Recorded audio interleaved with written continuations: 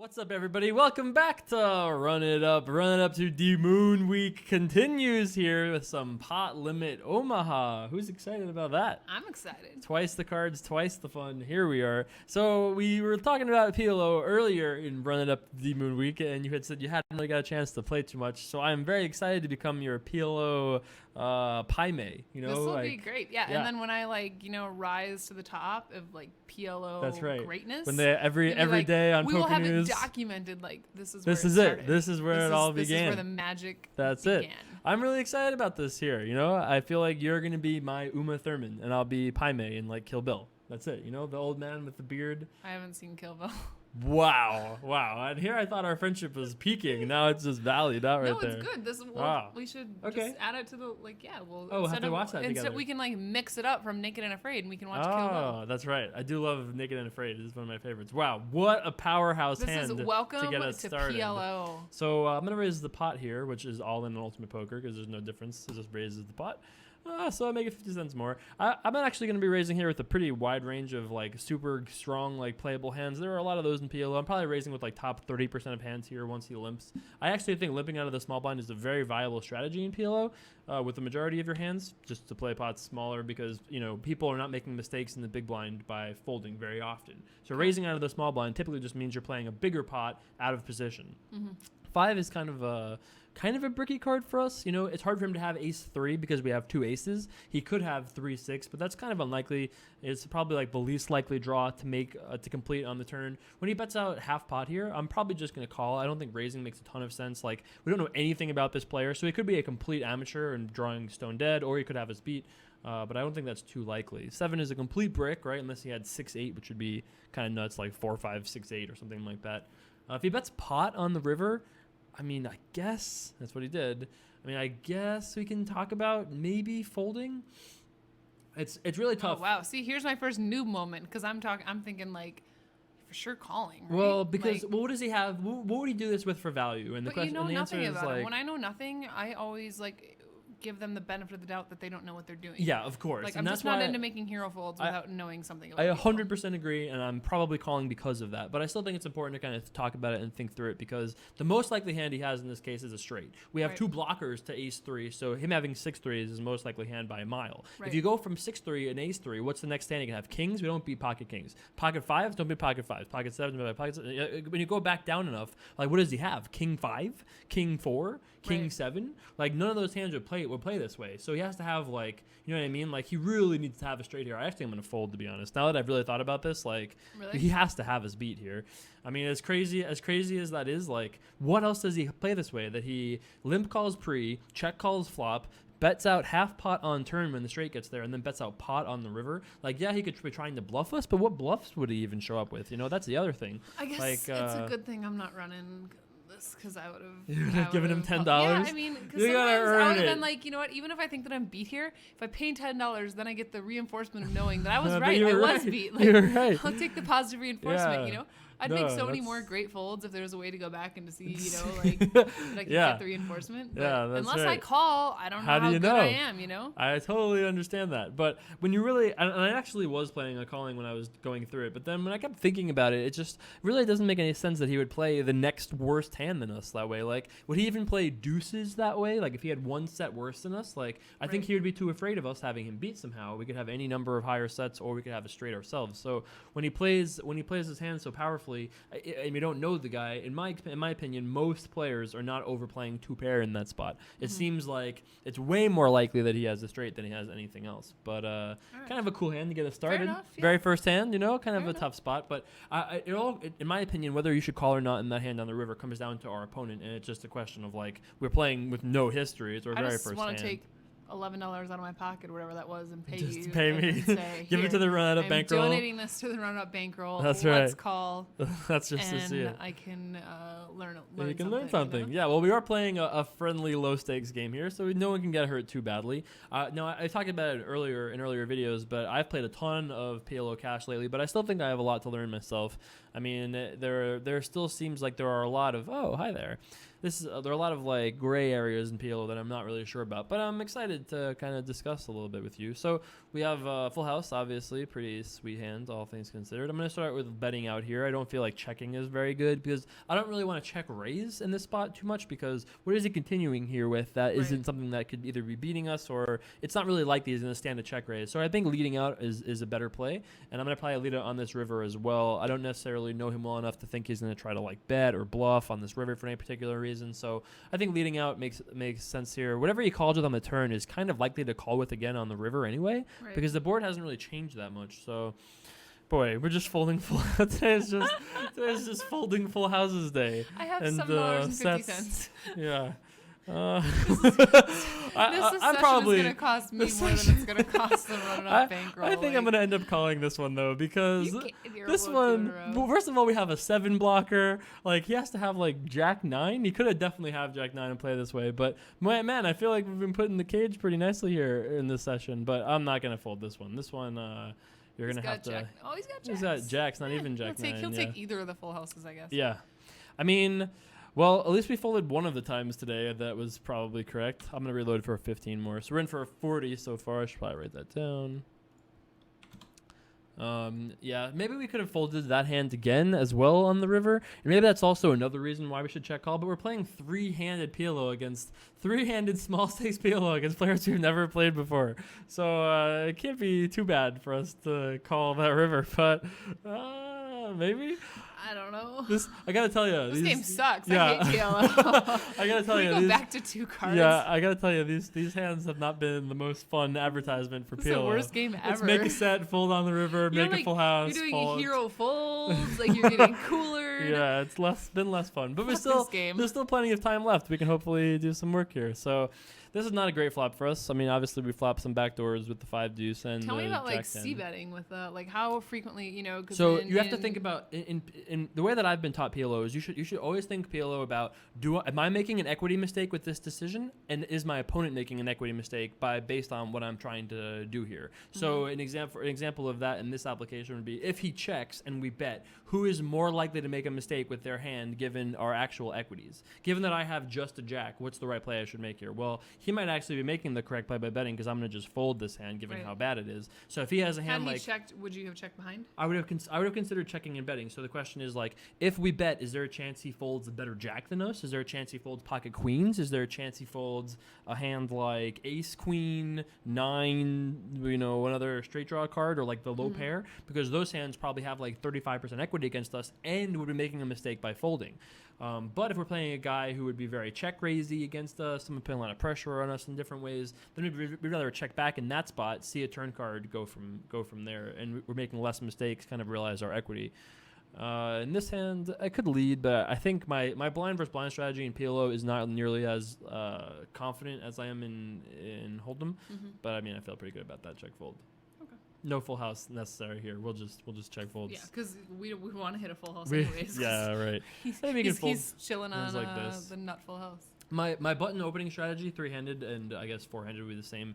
I'm basically opening like 85-90% of hands. Like I wouldn't open. I think even a hand like this is like right on the line for hands I would open on the button. In the big blind, this hand is pretty trashy though. I think one of the biggest mistakes that Hold'em players make is that they have like 2 mediocre Hold'em hands and they're like, yeah, I can play this hand, right? So like if we had deuce 3 suited, if this hand was double suited, this hand would still be really bad because what is your deuce 3 going to connect in terms of like even if you flop the wheel, it comes ace 4 or 5, if they have top set or if it comes ace 4 5 with a flush draw, you're not in really good shape against top set. This guy has a flush draw or whatever. There are so many bad turn cards. Even your best case scenario isn't good. Great, and because we're relatively deep stacked, even if we do flop the nuts and he just calls and the turn card pairs the board, we still end up losing the pot sometimes, and for a whole bunch of reasons. So you kind of want hands that have a little bit more connectivity and playability than that. So if this hand was Jack 9 8 deuce with a Jack deuce of clubs, that hand is way better in terms of being connected because there's that 3 banana is no longer there. It's connected. Against the limp here on the button, I think this hand is okay to call, but maybe professional top end PLO players would disagree. Small pairs are typically not great in PLO, but I think it's okay for us to peel here. Once again, we're not going to be thrilled if we flop either a flush draw or a 6, but I think getting the price we're getting, we can show a profit here. But I don't think it's an enormous one by any means. Flops like this, I think we just end up check folding, even though we end up flopping middle pair and we have a set draw to the 6. But like, think about what we turn. The best turn card for us is a 5, which again is like okay, but not great. Even if we turn a 5 and he has us dominated, we're drawing so thin to improve. So I think just folding is fine. If we had two pair, we would probably just check raise all in. If we had jack 5 instead of 6-5, we would check raise all in. If we had 5 deuce, we'd probably just flat, with bottom 2. Could even arguably fold 5 deuce, I think. Interesting turn card. It would have been a good turn card for us, gut shot and flush draw, but still not really great. My very preliminary assessment of this. Yep. And perhaps I'm wrong, but it seems that Omaha is more a game of playing your cards and not making mistakes instead of whereas I feel like Texas Hold'em can be more applying pressure and like using position more. Sure, but those two things also definitely apply in PLO, because if you can apply pressure in a certain spot with a hand that has 70% equity and I get you to fold, that's great for me. That is so good for me. So I think you can think about PLO in terms of like, well, I have, equities, as people know, every hand is pretty good in PLO. So equities run kind of close because people just have better hands. So you want to figure out where you can apply pressure in certain spots with blockers, with, the ace of clubs blocker or whatever it is in certain situations. So we do get to bluff sometimes. Yes. And there are glorious bluffs too. Glorious bluffs. So like even in this instance, had I seen a flop here and it came 9 brick, and if I had somehow done something aggressive, by us having the 2 jacks makes it very unlikely that either of those 2 people are going to have a straight. I guess not very unlikely, but significantly less likely that those 2 have a straight. But that's a dangerous game to play if you don't have anything else going on. Like I would never run that kind of bluff on this board, because there are just too many other things going on, flush draw, whatever. It would be kind of suicidal. But there are some really cool bluffs and pressure plays. Betting the pot also has a lot about like recognizing blockers, kind of. Yeah, getting a feel for like where your opponent is at in hands. Like I feel like that's applicable in Texas Hold'em, but not probably like as much as seemingly in this game. I would say that's. I would say that seems pretty true. Like it's kind of important to figure out whether you're ahead or behind. Like I think this is actually a fold. I mean, as someone that likes to peel a lot, I think as a newer PLO player, I feel like I have been folding hands like this, even though they might be like slightly profitable. I feel like they are probably not. So I've been erring on the side of discipline in these closer kind of instances until I'm a little bit more confident. But I feel pretty confident that this hand is actually not a very winning hand. Can I make fun of you for saying, even if I feel like they are slightly profitable, they are probably not? Expand on that, Jason Somerville. Well, I like to play hands. I'm not a nit, Even if I feel like they're fairly profitable, even if I feel like they're very beautiful, maybe fairly beautiful is better. That's better. They are fairly beautiful, but I don't think they're very profitable. I'm trolling him right now. Yeah, I appreciate that a lot. I'm going to raise pot here on the button. Very, very reasonable hand to do it with. This hand is a lot more connected. The king of diamonds is actually relatively, important because we have a pretty strong hand. He just posted, so he is pretty likely going to be post folding. In my opinion, most people are posting and then not continuing if they're not raising to begin with. So, and even if he does, in position, we're going to win the pot more than our fair share of time. So now this hand is kind of similar, but I think a little bit worse. And he also did just see us attack this, so I'm a little less tempted to raise, and I don't think this hand is really worth a limp, so I think I'm going to just fold. If we had the king high suit again, I think again it would be fine to get in there and attack. If we were on the button, maybe we could get in there and attack, but this hand is really not too good. How do you feel about like limp strategy in PLO? Because I feel like in, when I'm playing, Texas Hold'em, I'm almost never limping. At least online live. Sometimes there's a lot more limps in PLO. Yeah, a lot more limps. A lot more limps in PLO, especially as we get more and more full ring. I played a bunch of PLO tournaments over the summer. Obviously, my first time playing the 10K PLO. And there are a lot of limping, especially in the 9-handed versions, limping under the gun, early position with almost all playable hands. Because, you're just trying not to make mistakes, I guess. And somehow you do that by limping to avoid, like, if you have a hand like 10-9, 8-7, you have only, 10 or 12 bets or big blinds, I guess. If you raise and get re-raised, you're just like, do I play for it all? Do I call? You don't want to make mistakes. So by limping, you play smaller pots, get to see a flop first, and then make your decision from there. So. Okay. I think you only really see limping as like a high level strategy usually in the early positions, but I've seen it from the button. You see it heads up a lot. Sauce I think was the one that first started doing it, but when you have hands that are like not really very good but still okay, you're getting 3-1 if you're playing heads up PLO on the button, you know? Right. So completing there is correct with a very, very wide range of hands instead of folding. So I think you can also call heads up on the button a bunch of times. You can try limping on the button 3-handed or multi-handed if you really want, but I haven't really figured that to be like a awesome thing yet. But I'm still a baby. Okay. You know? I'm just a little PLO baby trying to run it up in this crazy world of PLO and not been successful so far. Down $20, but you know, whatever. You'd be down even more than $20 Yeah, if right? I had you paying for all these calls. Like check raise jamming all in with my. Yeah, your sets and things. No, I mean I knew enough to be like cautious, but I still just don't think I have those hero folds in me. This is all gonna be. This is all just laying paving the road for you to win the 5K 6 Max PLO next year at the World Series. And then we will celebrate not with lettuce. Not with lettuce. That's right. As I have promised. Maybe there's a more exciting lettuce to be given at the people. Like, you know, I don't know. Maybe there's a way to do lettuce lace better. The lettuce with something? Like, no, how do you make lettuce more exciting? I don't know. I'm just proposing. Maybe there's some way we can do it up. You know, I don't know. You researched lettuce celebration methods. I don't think betting here is necessarily the greatest, but we could have the best hand with 4s and 8s. It's a check through on the flop. I don't think it's too likely that any of these players checked through. None of these players are going to check back on flop with like 6-7 when it's been checked to them, I think. So I feel like we're just protecting our hand a little bit, and we won the money. So okay. Like, I think that's a great result for us, because if you think about it in practice, if we actually showed our hand, there's no chance that all 4 players should fold, right? Because in truth, if he has a jack and any other combination of cards, he shouldn't be folding. Yeah. So I 3-bet a lot, and not just aces, but they don't really know what my 3-bet strategy is, but I still think it's fine to pot here.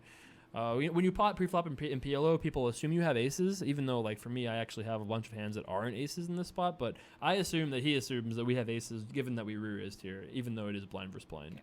And he probably assumes that you assume that he assumes that he knows that he has aces. Right. I mean, I don't know at this level. Maybe that's not the case, but probably the case. So my plan here is just to bet and get it in if he goes with it. You know, it's not necessarily going to be great if he gets it in with us, but he can't fold anything that has any real pair to this. Like if he has 9x, he should just pot get it in. We sometimes will fold hands like ace, king, queen, jack. You know, like we'll have hands that aren't aces here. Sometimes it sucks and it's going to be close. We're basically going to be flipping or worse in this case, but there's nothing really we can do, and we're too short to do anything besides like getting it in, I think. Hope he doesn't have a set. Maybe he folds. Maybe he'll just fold. Just epically slow rolling. Maybe he's high-fiving all his buds around. He's like, oh, I got a set. Oh, no. That's the fat hand. We need to improve. He has 5s and 4s right now. Damn. So he got it in. He got it in very good. He got in bottom 2 pair, flush draw, and it got shots. So he got it in crushingly good. But I don't think there's much we could do given the situation. We could check call, I guess, and then. Are you ever bet folding? You are bet folding sometimes, but I think on a 9-4 deuce board you're not, because he very rarely has deuces. Deuces don't usually open. You know, so he has 4s and 9s sometimes. If he has 9-4, he very often will have like he can have ace king 9, ace king queen 9. You know, very often 9x. You know, 9 and 3 overcards, gets it in there and is in okay shape against us for sure. With all the hands he gets it in with. Oh yeah, we're in for 65 now, right? It didn't credit, but I'm pretty sure we did. So you know there are hands he gets it in worse than us, I think.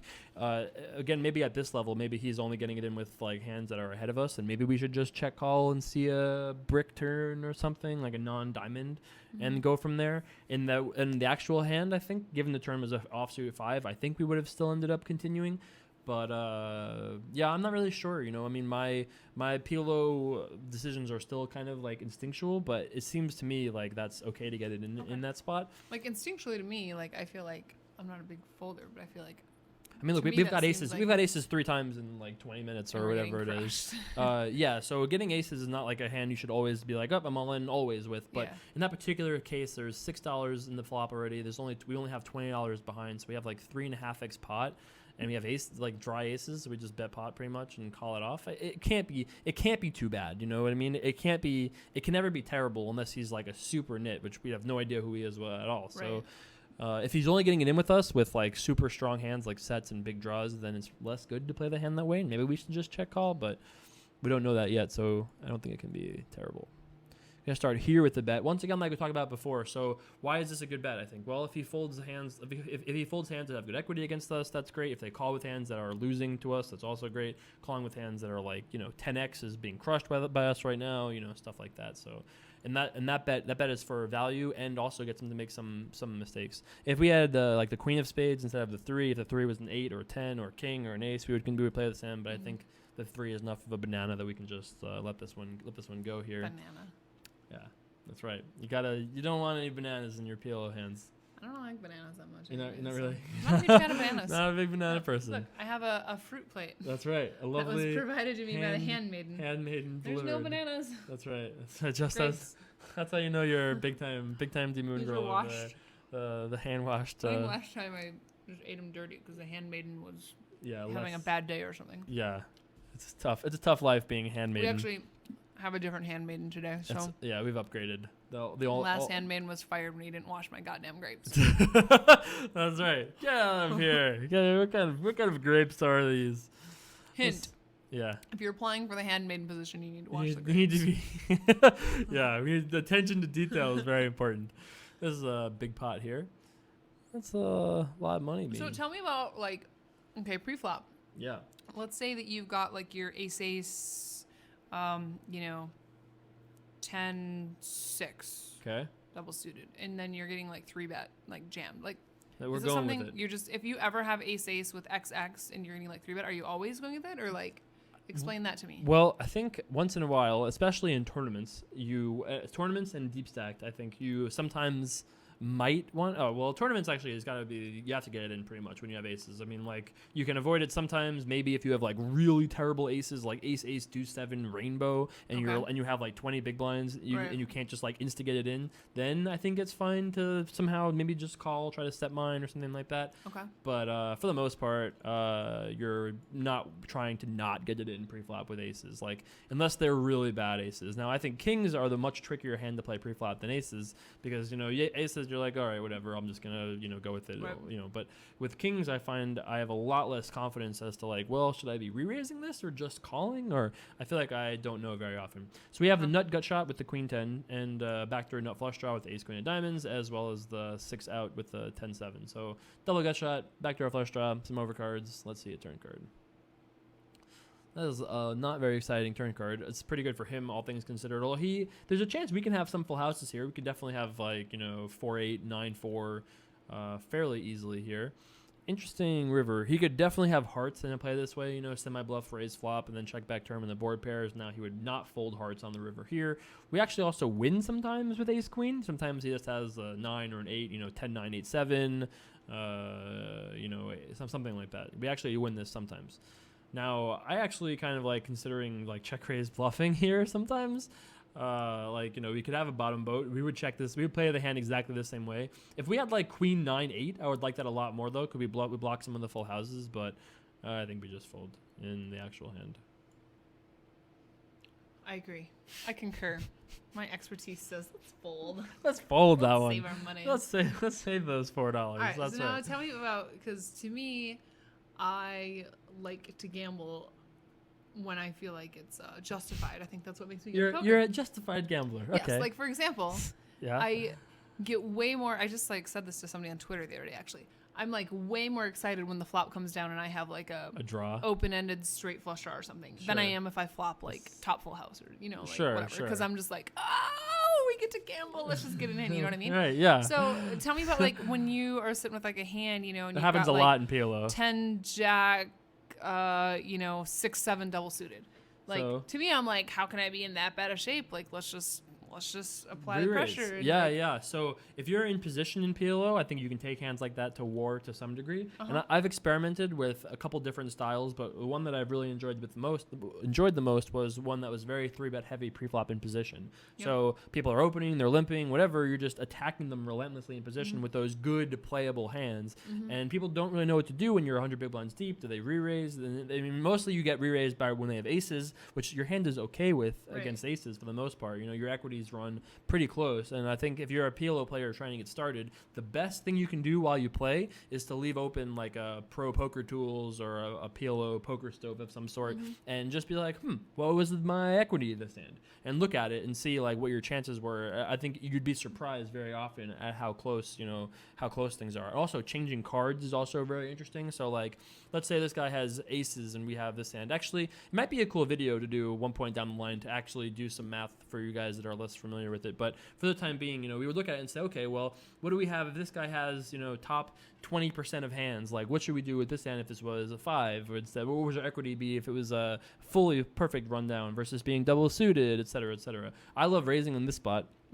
I mean, this is, in my opinion, this is a great spot to do what we were just talking about and to raise pot here. It's very rarely going to go 4 ways to a flop. If they folds through, it's fine with me. We have 8 high after all. Our hand looks like aces or like ace, king, queen, jack. Like our hand looks like 4 high cards or like a high pair or something like that. And instead we just had an 8 high rundown. So. And now if the original opener, if he repots. Call. Okay. Call. Because we're getting 2-1 in position, and there's almost no chance that we're worse than 2-1, given him probably having aces. Okay.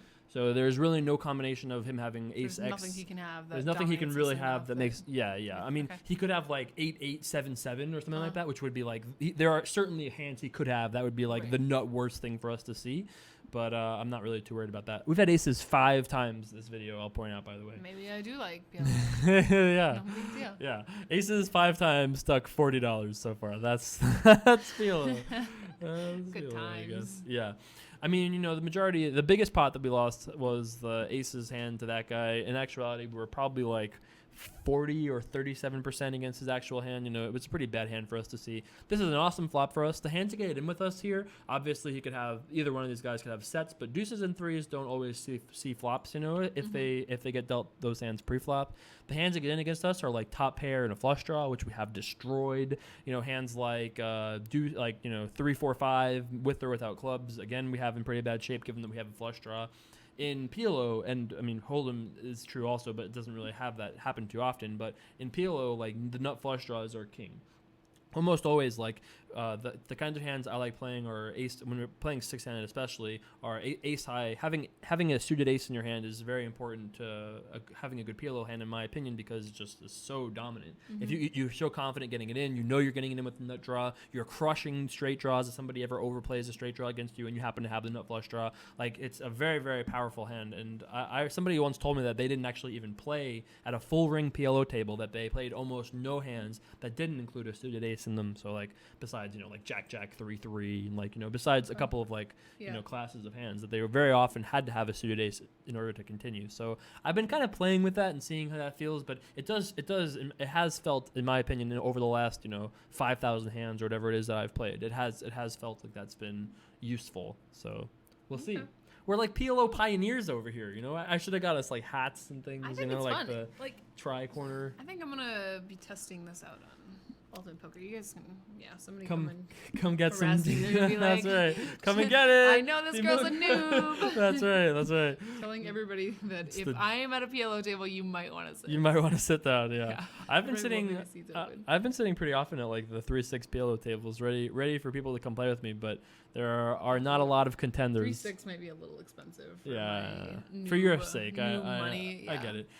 During the summer, there were actually huge PLO games going all the time. Most of the games were running in a mix too. So there's a 200-400 game going at Bellagio that was half Hold'em, half PLO going like all summer. Every time I went over there, it looked like it was running. It looked like it was pretty good too. This hand is not really very good. You know what I don't get about that though? Okay, because I was over there when that was running as well. Where is the money coming from in that game? Because it seems like it's always like the same 5 guys that it just looks like they're just there trading money. Like, who is the spot? Well, you gotta open up the doors if you want people to come into the shop. I guess. I just never see anybody in the shop that's worthy of being in the shop. Yeah, and I understand that, but I think that, I mean, I haven't seen the exact lineup, but every time I've went by there, I've been tempted to play myself, and there's no chance I'm a winner in a 200-400 PLO game. I mean, obviously there's a chance, but especially at the beginning of the summer, there was no chance I was the winner in that lineup. So I'm not sure. You didn't, so you weren't going to take your 100K earnings and just. I mean, you were already right there. You might as well just. I was right there. I definitely thought about it. this is actually an interesting spot. You could actually consider leading here. Something I don't mind doing. If somebody piles it in our face, like if they've just raised pot, we actually can pretty comfortably just fold, because the hands that are being raised here, I think, are like hands that have us absolutely destroyed. And with our gut shot, top pair, we turn a lot of cool cards, turn top 2 pair, turn top trips sometimes, you know. So I think leading here is something that, again, I'm not 100% confident about, but I kind of like it. We don't make mistakes, I don't think. If he raises us on this turn here now, I think I would be, I don't know, I guess I would be tempted to call, but I would be worried a lot. I mean, people don't typically raise there without having it, so, you know. They don't typically raise there with a flush draw. Seems like a rather unbluffable. Right. If he has a flush draw and he raises and we have a full house, he's just literally printing, you know, giving us money. So even hands like this, you know, Phil Galfond is the person I've tried to learn the most from PLO. I've watched almost all of his videos, and I've got it, you know, not like he's coaching me personally or anything, but I've watched a ton of his videos, and he likes to 3-bet hands that are just like kind of junky, kind of connected, but I think hands like this would actually qualify. 3-betting hands like this, even, he says, every once in a while is okay. So if you can do that every once in a while, then I feel like having a 3-bet strategy that has more of these kind of like a little bit stronger than this hands, it's got to be okay. And I think just like in Hold'em, I think if you look around at the table and say, okay, well, we've seen, you know, the 8-high rundown win a pot pre-flop just with a 3-bet. So at this table, I think employing a 3-bet heavy strategy pre is probably perfectly fine, it seems to me so far. The more foldy they are, the better it's got to be, because they're making more mistakes, right, given their equities, their true equities. So that's not been the most exciting of PLO sessions, as far as like the roller coaster hasn't really went up at all. We've mostly done a slide here today. Down. Yeah, but I promised you at PLO there's an exciting adventure. Yeah, like Echo with the Dolphins, what this is right here. That's exciting and adventurous. Yes, that's right. You're a big fan of dolphins and marine life, dmoongirl? I mean, they're cool. Okay. I don't have like a dolphin tattoo or anything. You know, I don't have any like pictures in my house or anything. But that would be. Yeah. You don't have a picture of you with the dolphins hanging out from like what's Atlantis? What's your favorite animal? My favorite animal? Oh man, I mean, it's like obviously got to be like a hawk or something like badass like that, right? Come on, you know? I don't know. I don't know. Like a mouse seems like. A mouse? Yeah. No way. No, it's got to be like some like a badass like squadron hawk is what I think of. Squadron. It's like a, you know, it's what I think of. Us, you know, real animals. Yeah, that's where I'm going with. Nice flop here. Pretty beautiful flop. This is the flop. Yeah, this is a kind of PLO flop we like to look forward to here. I don't know a lot, but I know that looks like a fun one to play. Yeah, basically, if there was a button that said put as much money in pot as possible, that's what we'd be clicking right now. But instead, we'll be waiting for this guy to make his decision. Hopefully, he calls. That's the best thing that happens for us. But if he raises, I'm still okay with it. Even if he has like a top set here, we're in pretty good shape. We don't care. I mean, obviously we care a little bit, but we don't really care too much. In this case, it's a very easy pot for us. If he wants to get it in, I'm happy to get it in. If he wants to call, I'm happy to call. This is totally fine with us. So if we had, this is our chance to rocket ship. This is it. So if we had more money, if we each had like $100 here, I actually would like calling and not re-raising, because if the turn card comes to king, we can just, we can just let it go. But given that we're basically all in, I think, you know, it doesn't make a difference what we do. That actually might help us out. Might give us some more equity if he only has one pair. Nope, he has a set. Damn.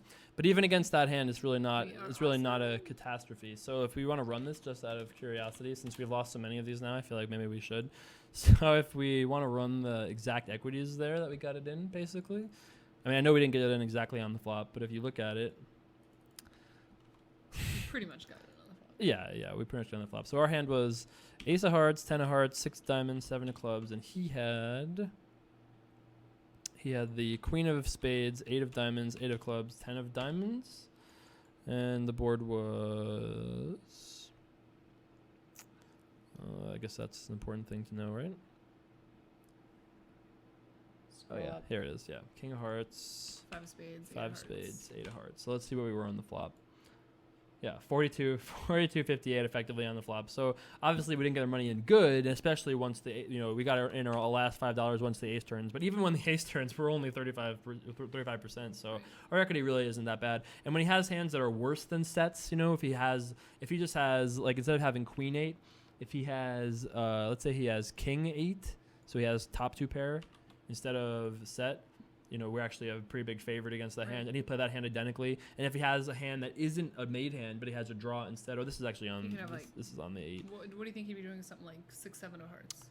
where he's, I like, think he would. open-ended, like, is that, you know? Yeah, for sure. He could have 6-7-9. He could have 6-8-9. Right. You know, he could have 6-7-8-9, which is a very good hand. He has a pair, a big straight draw, and he has a flush draw as well. So if he has a non-made hand, we get it in even better. So you know, this is like a worst case scenario against the set. Like it really was Like worst we ran case. into worst case scenario, and we weren't really. And we were that still bad. 42% there. And so it was fun. And it was. We got to gamble. We got to gamble. That's right. Gamble. I think we're gonna wrap this PLO episode up right now because Yeah, we we've should hit do that that. before we bust the bank. We should. Yeah. Yeah. We People are lost. gonna riot. We lost $65. You know, it sucks, but it's fine. We'll go back to Hold'em, see if we can wrap dmoongirl up week to the moon, whatever the week is called. We'll see if we can end on a high note. Hopefully, you guys enjoyed this video. Don't forget, you can tweet dmoongirl at dmoongirl and say, "Hey, dmoongirl, you know, you might not be a PLO wizard just yet, but But I got a seat for you right at my table. Yeah, you can Here. invite dmoongirl to Why don't your you come local sit to my PLO right? game. Yeah, that's right. And we'll see you guys back for more very soon. Don't forget, you can check us out at runitup.com. Plenty of more videos coming soon. See you guys back for more tomorrow. Peace. Check raise 15. This is that a was dollar like I was greed. couldn't decide. If this guy between- folds, he would have called 15. I couldn't for decide sure. between 15 and 16. You made a terrible decision. Spoiler: Spirit Airlines is shit. He said something about like, yeah, if you see the big titty blonde, that's my wife. Being the very funny person that I am, I make a very funny joke. I say, I think what he was trying to say is, I love you, and he got confused in his intoxication. Yeah, could I have shut my mouth there? I could have. Uh-huh. I opted not to. Let me guess. She didn't think that was funny. She either. didn't think that was funny. No?